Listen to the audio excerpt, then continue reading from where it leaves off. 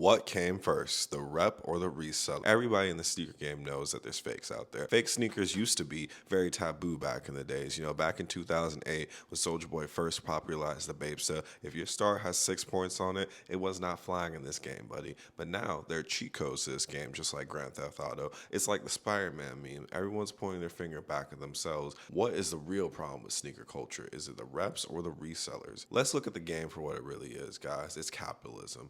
People buy sneakers for retail, $150, right? Then they go and resell it for almost 10 times the price. Look at Travis Scott's, look at Foam Runners, hell, even Gallery Department Asics. Honestly, nowadays, the sneaker game is more akin to a casino. You put your chips on the table, seeing if you're going to get lucky tonight, and then you get hit with blackjack. 22, you bust. So, a lot of people in the sneaker game, they don't have the money to be buying every sneaker for $1,000. So what do now? They look towards reps. It's like the shiny, cheap option, bro. It's like the devil on your shoulder, but sometimes you gotta go rogue to get what you want. I can honestly agree with that sometimes, guys. I don't know. Something about this resale culture kind of confuses me as well, guys. I get it. What makes the game even worse nowadays is that some legit check apps get the game wrong too. Look at StockX, look at GOAT. Sometimes they're not perfect, and that's okay. You're paying for a service. Sometimes that service isn't correct. That's why you gotta rely on your knowledge as a sneakerhead. But our eyes can only show us so much, bro. Just like the Jedi said, bro, your eyes are your biggest deception, dog. You can't trust everything you see with your 2 eyes, even your hands, your touch. A lot of rep sneakers nowadays are honestly 1-for-1, dog. So there's really no point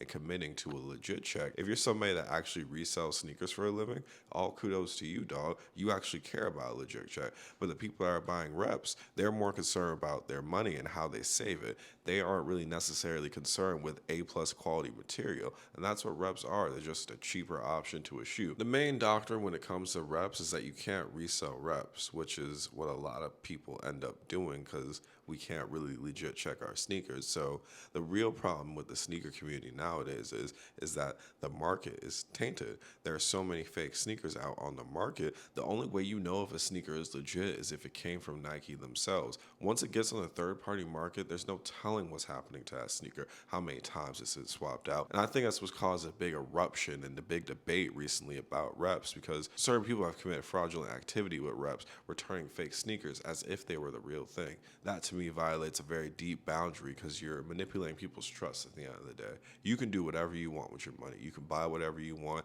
call it the real thing, call it fake. It's all imaginary. These are man-made items. But the biggest thing you can't do is resell reps. Never do that. That is the biggest no-no when it comes to rep sneakers. So the question you really have to ask yourself is, would rep sneakers exist if there weren't resellers? The answer is duh. Obviously, no doubt. People don't get mad when you wear gold-plated jewelry. People don't get upset when people change their hair, get hair extensions, get wigs. But when you buy a rep sneaker, that's when you're violating a boundary. People don't resell wigs, yet there are alternate hairstyles out there. But do people ever buy all the wigs and then try to resell them? No, that's not a practice because there's a need for every single hairstyle. I'm coming to some sort of epiphany live on camera. Seeing things like the car game and the hair game, most people who can afford the product can get it. There always has to be some type of fake out there. Because at the end of the day, someone needs to get paid. These rep factories need to get paid. The resellers need to get paid. It's just about what's best for you. People always make up that excuse that if it weren't for resellers, I wouldn't buy reps. No, that's not true. Because if the reps were cheaper than Nike, you still buy reps. And the resellers, they're really not affected by the sell of reps as long as it's not taking out of their pockets, because in actuality, the people who buy reps probably wouldn't pay resell if reps weren't an option anyway. The main message is, at the end of the day, do whatever is best for you. Stick to a moral code, stick to a financial goal. Just at the end of the day, my only doctrine, do not resell reps as real sneakers. Don't lie to people, man.